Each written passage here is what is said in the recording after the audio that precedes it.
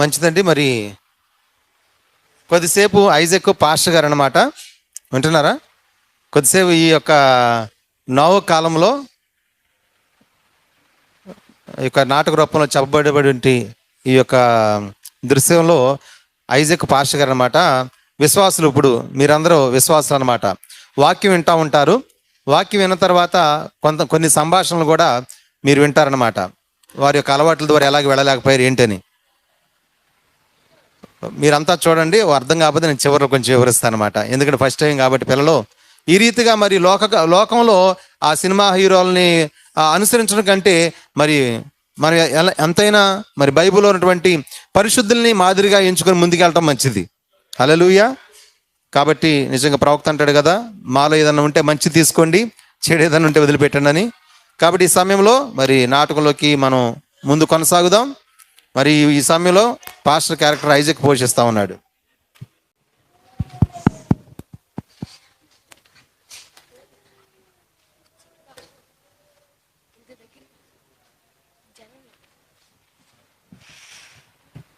Praise lord brothers and sisters.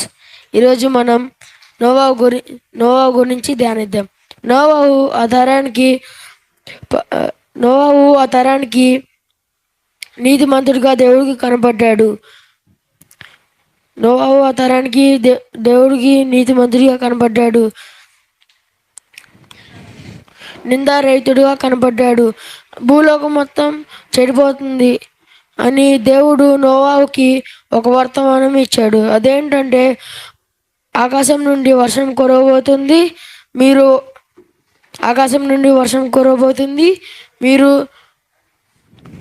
రక్షించబడినట్లు ఓడలోకి రండి అని దేవుడు ఒక వర్తమానం దేవుడికి ఇచ్చాడు. దేవుడు నోవాహుకు ఒక వర్తమానం ఇచ్చాడు.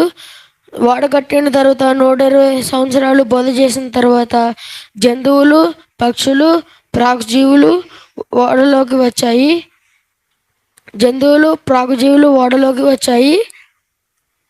తన కుటుంబం 8 మంది లోపలికి వచ్చారు. అలాగే మన తరానికి పంపబడిన విలియం మ్యారియన్ బ్రహ్మ్ గారి ఒక వర్తమానం ఇచ్చాడు. అదేమిటంటే, ఆకాశం నుండి అగ్నివర్షం కురవబోతుంది, మీరు రక్షించబడినట్లు క్రీస్తులోకి రండి అనే వర్తమానం దేవుడు బ్రహ్మ్ గారికి ఇచ్చారు. అలాగే ఆ కాలంలో 68 మంది మనుషులు వెళ్ళినట్లుగా మనమందరము కూడా వెళ్ళినట్లు, క్రీస్తులో ఉన్నట్లు దేవుడు ఈ చిన్న మాటలు దీవించింది కాక. పాస్టర్ గారు వాక్యం చెప్పారనమాట. వాక్యం విశ్వాసులు ఇప్పుడు మాట్లాడుకుంటా ఉంటారు.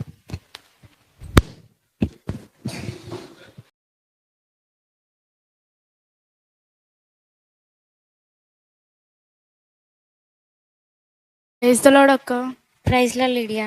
ఈరోజు పాస్టర్ గారు వాక్యం చాలా బాగా చెప్పారు కదా. అవును లిడియా, బాగా చెప్పారు నోవాహు గారి గురించి. అవును, కానీ నోవాహు గారు 200 సంవత్సరాలు బోధించినా వాళ్ళు ఎందుకు మారలేదంటావు? నేను గనక ఆ సమయంలో ఉంటేనా ఖచ్చితంగా మారేదాన్ని. అవును, నేను గనక ఆ కాలంలో ఉంటే ఖచ్చితంగా నేనే వాడెక్కేదాన్ని. వీళ్ళు ఇప్పుడు ఇలా మాట్లాడుతున్నారు కదా, వీళ్ళే ఆ కాలంలో ఉంటే ఎలా మాట్లాడేవాళ్ళో చూద్దాం రండి. నోవహు గారు అన్నమాట. అది ఆ పుల్పిట్టు నోవహు ఓడ. ఆకాశం నుండి వర్షం పడబోతుంది, రక్షించబడటక వాళ్ళకి రండి. ఆకాశం నుండి వర్షం పడబోతుంది, రక్షించబడటక వాళ్ళకి రండి. ఆకాశం నుండి వర్షం పడబోతుంది, రక్షించబడటక వాళ్ళకి రండి. నోవాహు తాత, వర్షం పడుతుందని మా తాత కాలంలో చెప్పావు, వర్షం పడుతుందని మా నాన్న కాలంలో చెప్పావు, ఇప్పుడు చెప్తున్నావు. కానీ భూమి మీద ఒక్కసారి కూడా వర్షం పడలేదు, ఇక మీదట పడదు. నీ జోకులు మాత్రం ఆపట్లేదు, నీ బోధ మాత్రం ఆగట్లేదు. ఆకాశం నుండి వర్షం పడబోతుంది, రక్షించబడటక వాళ్ళకి రండి. ఆకాశం నుండి వర్షం పడబోతుంది, రక్షించబడటక వాళ్ళకి రండి.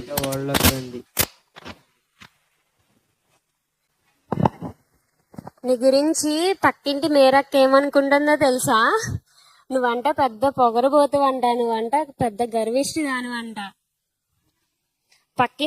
ఎదురింటి కీర్తన అక్క కూడా నువ్వంట పెద్ద సోమరిపోతావంట, నువ్వు ఇంట్లో పనులేమి చేయవంట. అలా అనుకుంటున్నారు నీ గురించి. అవునా? ఈసారి ఉప్పు పప్పు కోసం వచ్చిదిగా, అప్పుడు చెప్తావా?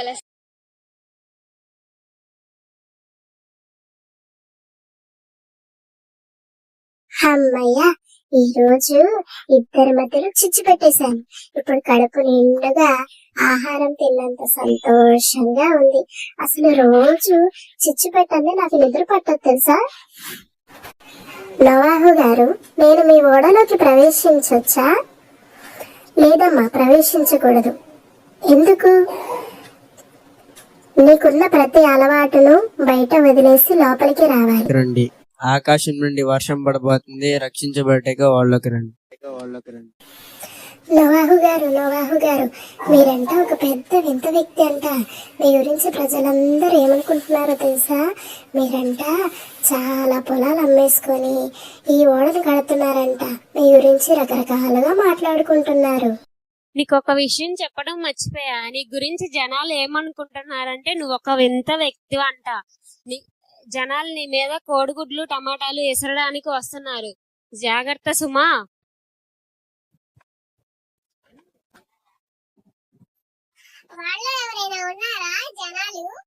వాడిలో జనాలు లేరు, పక్షులు జంతువులు మాత్రమే ఉన్నాయి. అయ్యో, జంతువులు ఉంటే ఎలాగా? నేను మనుషులకి చిచ్చులు పెట్టకపోతే నిద్ర పట్టదు అసలు నాకు. జంతువులకి ఎలా చిచ్చులు పెట్టాలి? నువ్వు వద్దు, నీ వాడ వద్దు. నీ వాడ ఎక్కడ? నేను సొంతగా వాడని నిర్మించుకుంటాను.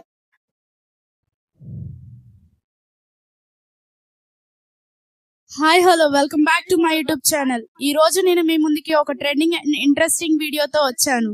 అదేంటంటే నోవాహు వాడ. నోవాహు తాత దగ్గరికి వెళ్ళి నోవాహు వాడలోకి నోవాహు గారు, నేను మీ దగ్గర ఒక వీడియో చేసుకోవాలనుకుంటున్నాను. నోవాహు వాడిని మా వ్యూవర్స్ కి చూపిద్దాం అనుకుంటున్నాను. చూపించొచ్చా? వీడియో అంటే యూట్యూబ్ లో ఒక వీడియో చేసుకోవాలనుకుంటున్నాను వాడ గురించి. కుదరదు. అదేంటి, నా ఛానల్లో చూడండి ఎంతమంది సబ్స్క్రైబర్స్ ఉన్నారు, అయినా వీడియో చేసుకోవద్దు అంటున్నారేంటి? చూడండి ఫ్రెండ్స్, నోవాహు గారు వీడియో కూడా చేసుకోనివ్వట్లేదు. ఒక వీడియో కూడా. ఇంకెవరు నోవాహు వాడ దగ్గరికి రాకండి. కావాలంటే నేను నేర్పిస్తా మీకు వాడ ఎలా తయారు చేయాలో. Okay friends, bye. మేడం గారు, నేను మీ ఆకాశవాణి 777 ఛానల్ నుంచి మాట్లాడుతున్నాను. నోవాహు గారు దగ్గరికి వెళ్ళారుగా మేడం గారు. నోవాహు గారు ఏమన్నారు? వచ్చేస్తున్నారు. వాడలోకి రావద్దు అంటున్నారు. నాకు అంతమంది సబ్స్క్రైబర్స్ ఉన్నారని చెప్పినా సరే వాడలోకి రావద్దు అంటున్నారు ఈ నోవాహు గారు. అసలు ఈ నోవాహు వద్దు, నోవాహు వాడ వద్దు. కావాలంటే నేను నా ఓడను తయారు చేసుకోగలను. చూసారుగా ఫ్రెండ్స్, మేడం గారు తన ఛానల్, యూట్యూబ్ ఛానల్ ఉంటేనే వాడెక్కుతారంట, లేదంటే ఎక్కరంట. నెక్స్ట్, నోవాహు తాత నేను మీ వాడెక్కొచ్చా? నువ్వు వాడెక్కాలంటే నీ మేకప్ కిట్ కు బయటపడేసి నీ రంగు మొహాన్ని ఆ తొట్టు నీళ్ళతో కడుక్కొని లోపలికి రావచ్చు. ఏంటి, నా మేకప్ మొహాన్ని తొట్టిలో కడుక్కోవాలా? నా ఆభరణాలు తీసేయాలా? నా ఆభరణాలు అసలు ఎంత విలువైనయో నీకు తెలుసా అసలు? అయినా నువ్వెప్పుడు చూసుంటావులే, నువ్వు పాతకాలపు మనిషివి కాబట్టి. అయినా నువ్వు వద్దు, నీ వాడ వద్దు.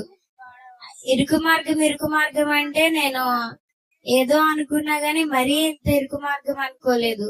గోడ మాత్రం విశాలంగా ఉన్నా సరే ద్వారం మాత్రం చాలా విరుగ్గా ఉంది. నేను కావాలంటే ఇంకొక వాడ నిర్మించుకుంటా. మేడం గారు ఏమన్నారు? మేడం నోవాహు గారు వచ్చేస్తున్నారు, మళ్ళీ లోపల రావద్దన్నారా? నా మొహానికి ఉన్న మేకప్ ని వాటర్ లో కడుక్కొని రమ్మన్నారు. ఆభరణాలు తీసేయమన్నారు. నా ఆభరణాలు లేకుండా, నా మేకప్ లేకుండా నాకు అసలు నిద్రే పట్టదు. అవునా? చూసారుగా ఫ్రెండ్స్, మేడం గారు మేకప్ లేకపోతే నోవాహు వాడలోకి వెళ్ళరంట. మేకప్ ఉంటేనే వెళ్తారంట ఫ్రెండ్స్.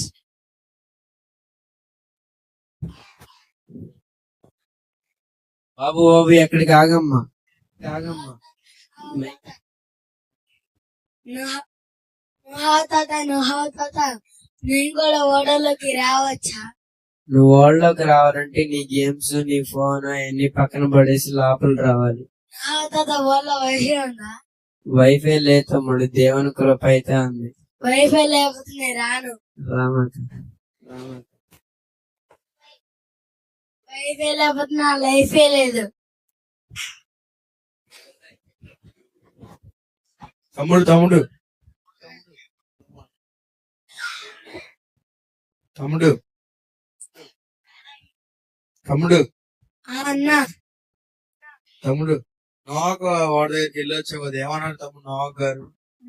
వాళ్ళ వైఫై లేదంట. వైఫై లేకపోతే నా లైఫే లేదు. వైఫై లేకపోతే నేను లోపలికి వెళ్ళా తమ్ముడు. చూసాక ఫ్రెండ్స్, తమ్ముడు బాగా గేమ్స్ లో మునిగిపోయాడు. అంత వర్షం పడుతుందని నోవా గారు ఇన్ని సంవత్సరాల నుంచి బోధిస్తుంటే ఫోన్ తన గేమ్స్ లేకపోతే లోపలికి వెళ్ళండి ఫ్రెండ్స్. సరే తమ్ముడు, ఎంజాయ్. నేను శాస్త్రవేత్తనండి. నోవాక్ గారు, మీరు వాడిని ఎందుకు నిర్మిస్తున్నారండి? దేవుడు నిర్మించమని చెప్పాడు కాబట్టి నిర్మిస్తుంది. నేను ఇన్ని రేడాలు పైకి తీసుకెళ్లి ఇవన్నీ చేశా, పైన వర్షం ఒక్క సూచన కూడా లేదు. మీరేమో వాడంటున్నారు. అసలు మీకు పిచ్చి పట్టింది అనుకుంటా, వెరివారు లాగా ఉన్నారు. మీరు ఇలా చేస్తున్నారేంటి? దేవుడి సమయం వచ్చినప్పుడు అదే దేవుడు అనుకూలిస్తాడు. నువ్వు బాగా పిచ్చివాళ్ళలాగా అయిపోయాయ్యా. దేవుడు పిచ్చి పట్టేసి నువ్వు ఇంకా నీ ఆస్తి మొత్తాన్ని ఖర్చు పెట్టేసి నువ్వు ఇలా అయిపోతున్నావు పిచ్చివాళ్ళలాగా. ఇతని మాట ఎవరో నమ్మకండి, ఇతను ఒక పిచ్చివాడు.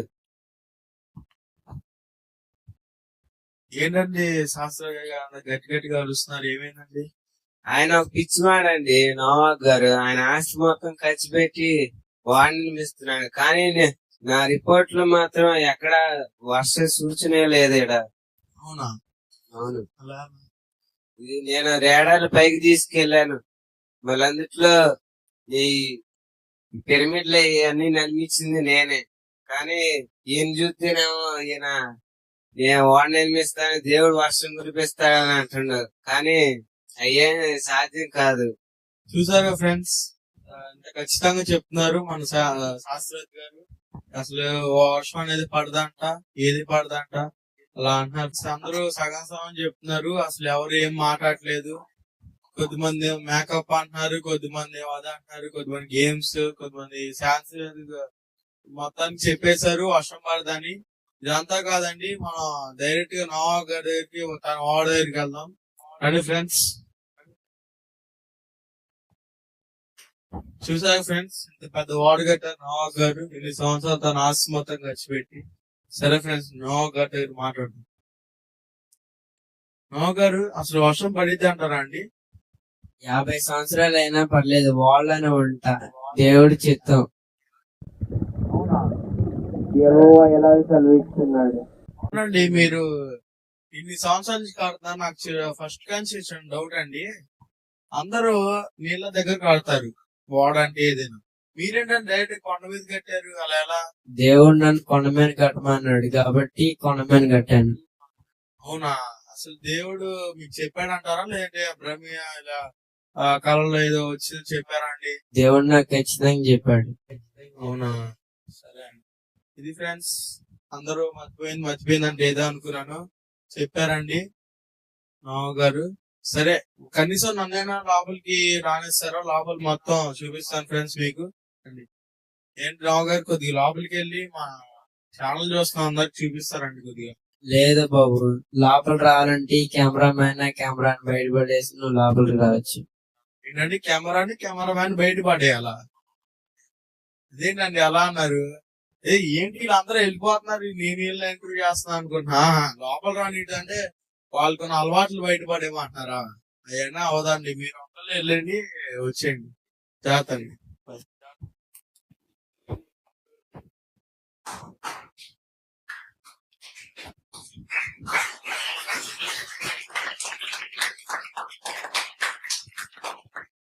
సరే, మంచిదండి, చాలా సంతోషం. మరి నిజంగా నోవా కాలంలో ఉన్న పరిస్థితుల్ని కళ్ళకు కట్టినట్టుగా చూపించారన్నమాట. సరే, కేవలం ఎంతమంది ఎక్కారండి ఓడగా? నోవహు, అతని భార్య, అతని యొక్క 3 కుమారులు, అతని యొక్క 3 భార్యలు అనమాట. అంటే నోవహు యొక్క 3 కోడళ్ళు అనమాట. కేవలం 8 మంది మాత్రమే ఓడలోని ప్రవేశించారు. మిగతా వాళ్ళందరూ కూడా తమ యొక్క అలవాట్లని మానుకోలేక వాళ్ళ యొక్క అలవాట్లతో ఓడెక్కాలని చూశారు, కానీ నోవహు గారు ఓడలోనికి ఎక్కనివ్వలేదన్నమాట. అందువల్ల మరి చాలా మంది ఎక్కడానికి వచ్చారంట, కానీ వాళ్ళు వాళ్ళ యొక్క అలవాట్లతో లోపలికి వెళ్ళనివ్వని కారణాన మా యొక్క సొంత ఓడలను మేము తయారు చేసుకుంటామని వెనకెళ్ళి ఎవరు వాళ్ళు తయారు చేసుకున్నాడు అన్నాడు ప్రవక్త. అర్థమవుతుంది మీ అందరికీ? కానీ దేవుడు కట్టిన ఓడ మాత్రమే జలప్రలయంలో నిలబడిందండి. దేవుని చిత్తం లేకుండా కట్టినటువంటి ఓడలన్నీ కూడా మునిగిపోయినాయి. కాబట్టి దీన్ని బట్టి తెలుస్తుంది ఏంటంటే, మరి ఇది కూడా నోవహు కాలం ఉన్నట్టుగానే ఉంటాయని దేవుడు చెప్పాడా లేదా? నోవహు దినములో జరిగినట్టుగా, లోతు దినములో జరిగినట్లుగా మనిషి కుమారుని రాకడ దినములో కూడా జరుగునన్నాడు అనమాట. కాబట్టి ఈ రోజు కూడా ఇప్పుడు మీరేదో జస్ట్ ఆనందపడటానికో నవ్వటానికో కాదు, కానీ ఇప్పుడు మనం సీరియస్ గా ఉండాలి. వాళ్ళని దేవుడు ఎక్కించలేదంటే ఇప్పుడు కూడా ఎక్కించడు. అర్థమైందా? ఆ రోజు వారి యొక్క అలవాట్లతో వాళ్ళు ఓడలోకి వెళ్ళకపోయారంటే ఈ రోజు కూడా మన యొక్క అలవాట్లతో మనం కూడా వెళ్ళలేము. ఖచ్చితంగా మన అలవాట్లు దేవునికి ఆయాస్కరమైన కార్యములన్నీ విడిచినప్పుడు మాత్రమే అపోస్తుల కార్యం 2:38 ప్రకారంగా బాప్తిసం పొందుకొని పరిశుద్ధాత్మ అనే వరంతో నింపబడితేనే నీతీకరణ, శుద్ధీకరణ, పరిశుద్ధాత్మ బాప్తిసం గుండా క్రీస్తు అనే ఓడలోనికి మనం రావాల్సిన వారమై ఉన్నాం. అందుకని స్టార్టింగ్ లో ఐజాక్ పాస్టర్ గారు ఏమన్నారు? ఆ కాలంలో 8 మంది వెళ్ళారు, ఈ కాలంలో మనం అందరం ఇక్కడ ఉన్న వాళ్ళందరూ రావాలని నేను కోరుకుంటున్నాను అన్నారన్నమాట. కాబట్టి అటు కృప దేవుడు మనందరికి దయచేయును గాక. ఆమేన్.